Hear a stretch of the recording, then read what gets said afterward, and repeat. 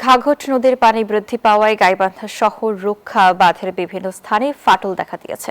এতে যে কোনো সময় বাঁধ ভেঙে শহর প্লাবিত হওয়ার আশঙ্কায় স্থানীয়রা। পানি উন্নয়ন বোর্ড বলছে, নতুন অর্থ বছরের বরাদ্দ পেলেই মেরামত কাজ শুরু হবে। Saiful Islam প্রিন্সের তথ্যচিত্রের x report. গাইবান্ধা শহরে ঘাঘট নদীর তীররক্ষা বাঁধে প্রায় ৩ কিলোমিটার এলাকা জুড়ে দেখা দিয়েছে বড় বড় গর্ত। কোনো কোনো স্থানে গর্ত ৫ থেকে ১০ ফুট পর্যন্ত গভীর। ফলে বাঁধ দিয়ে যানবাহন এমনকি পথচারীদের পারাপারও ঝুঁকিপূর্ণ হয়ে পড়েছে। যদি ছিঁড়ে ছুটে ভাঙি ছুটে যায় তাহলে শহর রক্ষা করা খুবই কঠিন হয় না। অনেকখানি জায়গা ভাঙি গেছে, এখন ওই জায়গাটা যদি আরো বেশি ভাঙি যায়, যদি বন্যা হয় বেশি ভাঙি যায়, তাহলে তো আপনার মনে করেন বানটা ছিঁড়ে গেলে সরকারের কোটি কোটি টাকা নষ্ট হয়ে যায়। বসুন্ধরা টিস্যু অশুদ্ধতার বিরুদ্ধে এক বিন্দুও ছাড় নয়।